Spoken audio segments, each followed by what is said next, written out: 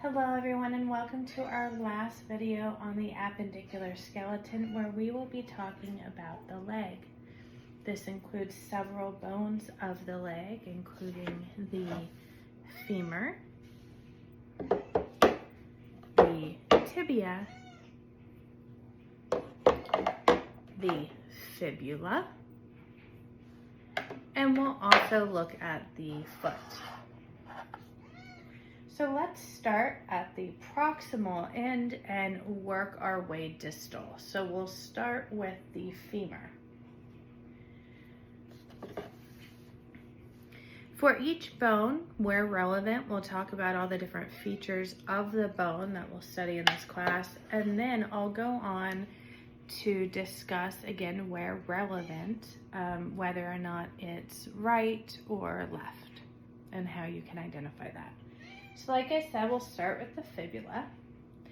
And here we have, starting at the top, we have the head, right? So that head of the femur is articulating with our acetabulum. And we will see that this will form a ball and socket joint. Sorry, sweetie. Okay, with that acetabulum, so at the hip. So this is the head. This portion here is the neck of the femur, and you can see that the neck of the femur is quite prominent. When we looked at the neck of the humerus, it was quite small, but this is very prominent, so you could be asked about that. Now, when we looked at the humerus, we saw that we looked at tubercles, but today we'll be looking at trochanters. Okay, so while the humerus has tubercles, the femur has trochanters. This is your greater trochanter. It's higher and appears bigger. This is your lesser trochanter. And actually, let me use my little pointer that a student got for me. Okay, this is your lesser trochanter. You can see both your greater trochanter and your lesser trochanter from both views. So both posterior as well as anterior. Going down from there, we'll see that we have, actually, this here, this is our shaft. Okay, so just kind of the long part of that bone is our shaft. When we come down here, we'll see that we have our patellar surface. Okay, this is our patellar surface right there. That's Lefty, my third cat. Okay.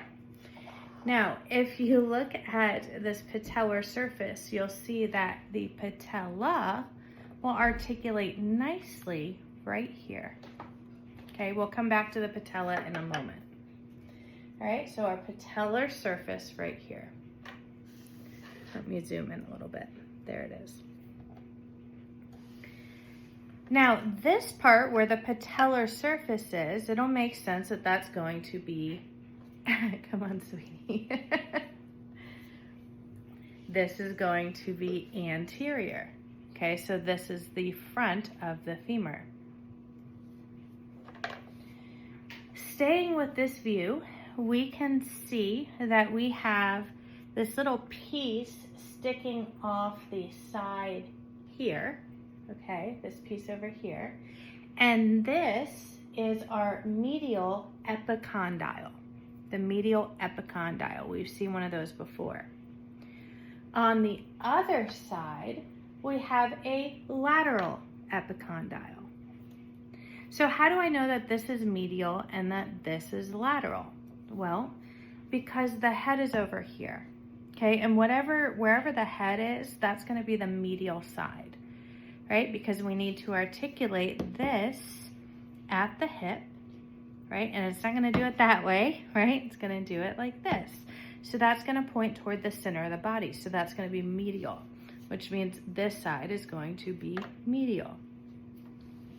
So that's the epicondyle, but we also have And now you can really see this better from the posterior view, but down here you can see these sort of smooth surfaces down here.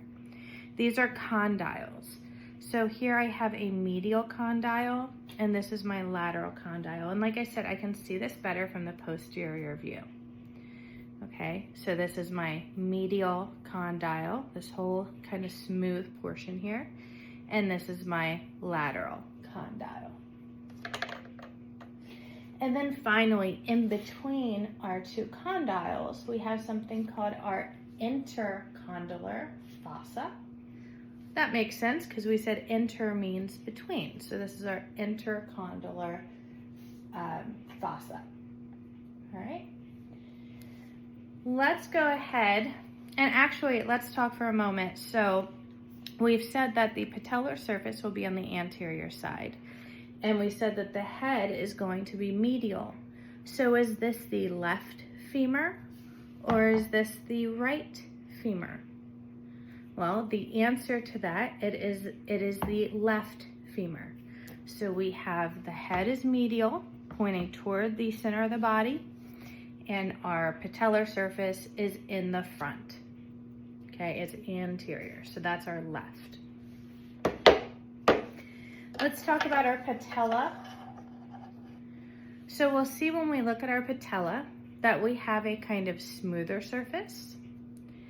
And then we have this surface that has, if you can see as I kind of move it around, it has some shadows on it, and this is falling from some curvatures here. All right, and so this is going to be the posterior surface. The anterior surface doesn't have those curvatures. We'll also see that we have a pointy side, a pointy part of the patella. That's going to point down, okay? And this pointy part, that's the apex of the patella. So just to show you one more time how the patella articulates with the patellar surface of the femur, is it's going to be right in here like this with that sort of angle pointing down, okay? So the apex of the patella is pointing down. Now let's move on and look at the tibia. So this is our tibia here. And our tibia articulates with our femur. Okay? Our tibia articulates with our femur. So we will see,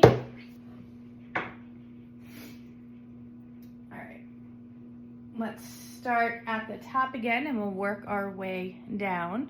And again, we'll talk about whether or not this is the right or the left tibia. So starting at the top, we said that when we looked at the femur, we had some condyles, right? Those smooth surfaces that we said would articulate with the tibia. Well, this is going to make a lot of sense then. They'll articulate here and here. Okay, so if our femur here, okay, if those condyles, we said this here is the medial condyle and this is the lateral condyle. So if they meet up here like this, then this part here will be the articular surface of the medial condyle, and this would be the articular surface of the lateral condyle. If we move down from there, we'll see that we have a lateral condyle over here and a medial condyle over here. Okay? So medial condyle, lateral condyle, medial, what's that? There you go. Medial articular surface, okay? Or rather articular surface of the medial condyle and articular surface of the lateral condyle. When you come down here, you'll see this little bump. We've seen something like this before, right? We've seen this on other long bones. And we called this a styloid process. Well, here we're not going to call it a styloid process. Now it gets another name, but it looks kind of analogous or quite similar to that styloid process. So what this is going to be, this is our medial malleolus. Now we don't have a lateral malleolus on here. Actually, what we'll see is that when our fibula articulates with our tibia, this will actually give us our lateral malleolus. So it'll sit in your body like this. You'll have your medial malleolus over here and your lateral malleolus over here. And I'm not holding this quite right because I don't have enough hands, but there you go. Okay, I'll show you an articulated version here in a moment where I'm not moving it quite as much. Okay. All right, so in order to know which side is which on this bone, so we said that this is the medial malleolus, so we know that this is going to be toward the center of the body. Okay, like I said, the tibia and the fibula will articulate in the body like this, okay?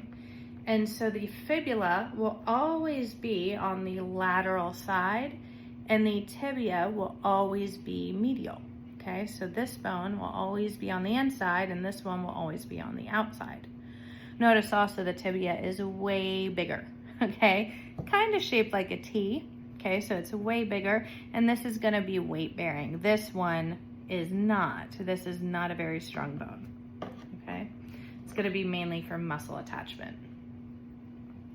Okay, so we know which side's medial, okay, but which side's the front? Is that the front? Or is this the front? Well, I can tell you. There's a couple things you want to look at to know which side is the anterior side of the tibia. The first one is this bump right here. This is only on the anterior side of the tibia, and this is called the tibial tuberosity. And again, I said before about tuberosities, right? This is where muscle will attach. We also see that as we look at this anterior portion here, you see how it's pointy. You have this kind of pointy ridge here, okay? A pointy ridge. So we're gonna call this the anterior border or also the anterior ridge, okay?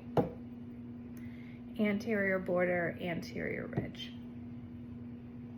We don't have that in the back. In the back, it's gonna look flatter and smoother. You see that? It's only in the front, and you can feel that there. So tibial tuberosity and anterior border or anterior ridge here. And then again, knowing that our medial malleolus is medial, this means that this is going to be our left tibia. And then here we have our fibula. And for our fibula, we'll see that we have this portion on the fibula. Now, yes, it's easy to get these two sides of the fibula confused, right? They're both kind of pointy and they look very similar. So it's going to be important that you can tell the difference between the two sides. The best hint I could give you for this one is that there's this sort of flat surface here and it's pointy like a sharp notch right here, okay? This flat portion and then where this point is, this flat portion is what articulates at the tibia. This sort of longer pointy area down here, it's a little bit more like elongated. This will be our lateral malleolus right here. And this, of course, will be the shaft.